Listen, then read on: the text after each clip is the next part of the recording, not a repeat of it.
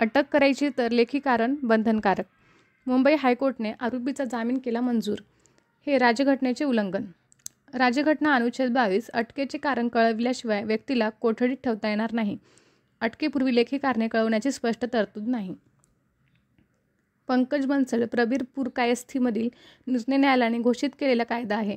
कोर्टासह अटकेच्या अधिकाराचा वापर करणाऱ्या सर्वांनी याचे पालन केलेच पाहिजे. न्यायमूर्ती भारती डांगरे, मंजुषा देशपांडे. काय आहे निर्णय?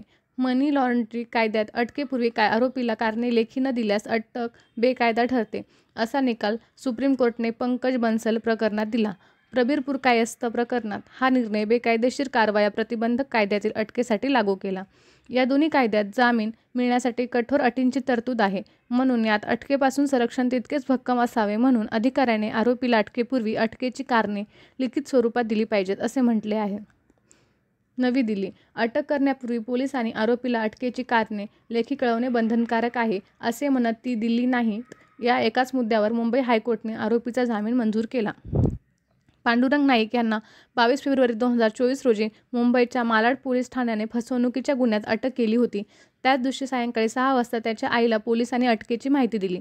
आपल्याला अटकेचे कारण लेखी दिले नाही, पोलिसांनी अटकेची कायदेशीर प्रक्रिया पाळली नाही, या एकाच मुद्द्यावर नाईक यांनी हायकोर्टात जामीन अर्ज केला. हायकोर्टाने पंकज बन्सल आणि प्रबीर पुरकायस्थ या दोन प्रकरणातील सुप्रीम कोर्टाच्या निर्णयाचे संदर्भ दिले. नाईक यांना ताब्यात घेण्यापूर्वी अटकेचे कारण लेखी दिली नाही. अटक फॉर्ममध्ये आरोपीला अटकेचे कारण आणि कायदेशीर अधिकारांची माहिती दिली काय, हा कॉलम भरला नाही. अटकेची माहिती फक्त आईला दिली. तपास अधिकाऱ्यांची ही कार्यपद्धती राज्यघटनेच्या अनुच्छेद 22(1) चे उल्लंघन करणारी आहे, असे म्हणत हायकोर्टाने जामीन मंजूर केला.